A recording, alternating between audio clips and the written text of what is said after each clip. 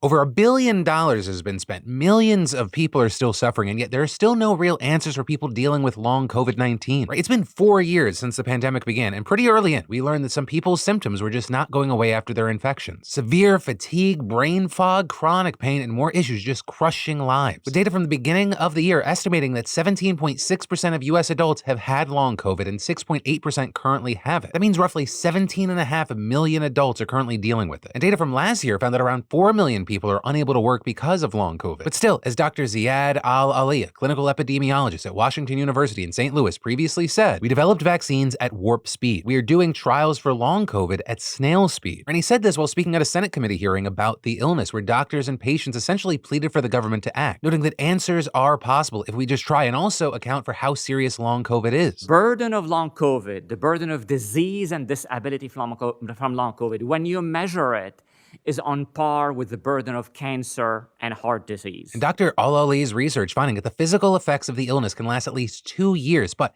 it's a mysterious illness. And no two cases always look the same or have the same timeline necessarily. And so one of the questions with this is, well, what has the government been doing? Well, as of last year, reports found that the National Institute of Health had spent over $1 billion on research that's largely turned up nothing useful for patients. There's still no FDA-approved treatment specifically for preventing or curing long COVID, and we're still working out the cause of it. And with that, you might think, really? Or maybe you feel like there's always headlines about studies on long COVID. Right? It seems like there's something new all the time. And yeah, there have been a lot of studies offering potential explanations. Some scientists pointing to lingering virus remnants causing serotonin reduction. Also earlier this year, a study identified a change in blood proteins as a potential cause. There's a decent amount of that, but some of these studies have been small, and reports still note that they only start to carve a path for potential treatments. Right? We're still in the maybe someday phase. Progress is progress, and that's great, but it's still just not tangible for people dealing with it right now, and their patience is wearing thin. With, for example, USA Today speaking to Sawyer Blatz, a 27-year-old patient and now advocate who said that he's tried over 50 medications, supplements, and regimens, all to no avail, explaining the urgency and finances are not meeting the moment. Right? People all over the world are feeling this as well, with the founder of Long COVID Switzerland previously telling Politico, we are just left to rot. Right? And it's really important that we emphasize the severity of the symptoms people are dealing with, right? It's so much more than I feel a little tired or I feel a little achy. During the hearing, you had people impacted by the illness talking about how it's just upended their lives. Right? One mom saying her teenage daughter, she can no longer even attend school. Long COVID stripped away my daughter's life as she knew it.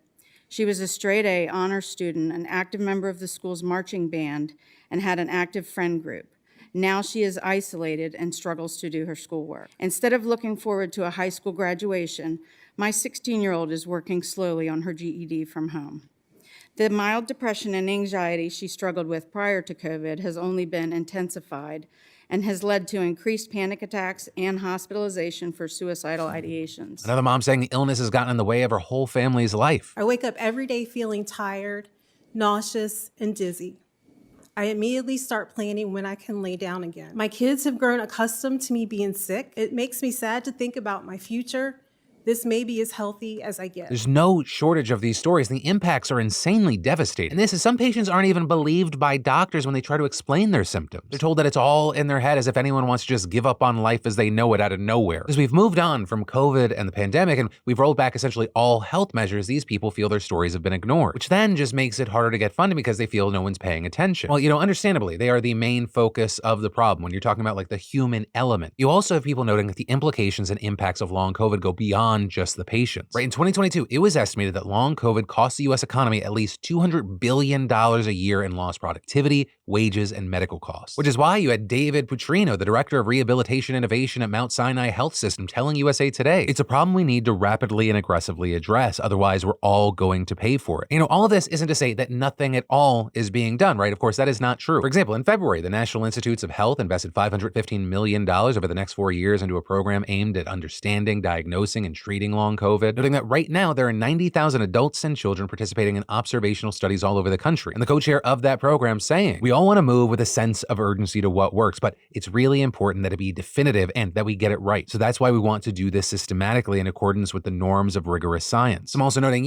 vaccines and treatments came relatively quickly for regular COVID, but that doesn't translate to long COVID, right? They're really their own separate beasts. And as we've gotten new updates and studies that offer potential insights, new information about related diseases, people in the field do see it all as a big deal. They celebrate the progress. They say there is hope. But again, if you are someone or you know someone and they've spent the last several years so so sick they can barely get out of bed, and there's still nothing that can really be done, you're not gonna be thrilled that the progress hasn't turned into something more productive for you. It impacts your everyday life, right? Hope is a flickering light 10 miles down the road, not a lit up street that you're walking down. And the wait for these people is made even more excruciating by the fact that the world doesn't really acknowledge COVID that much anymore. With one long hauler telling Time magazine, how do I talk about it when people just want to forget about it? I don't get to forget. I live with it every single day. My body lives with it. My mind lives with it. But how do you bring that into conversation? And, with all this, I know this is a heavy and shitty topic, but with this, I do want to end on good, or at the very least, less shitty news. And that is that right now, if you get COVID today, you're actually much less likely to get long COVID than you would have been in the past. Now, the why there is a mystery, though some experts think the virus is provoking a smaller immune response. Meanwhile, you have others believing the vaccination protects against long COVID to a certain degree. Though I do stress, neither of those things have been confirmed. But as we see how the situation develops, what happens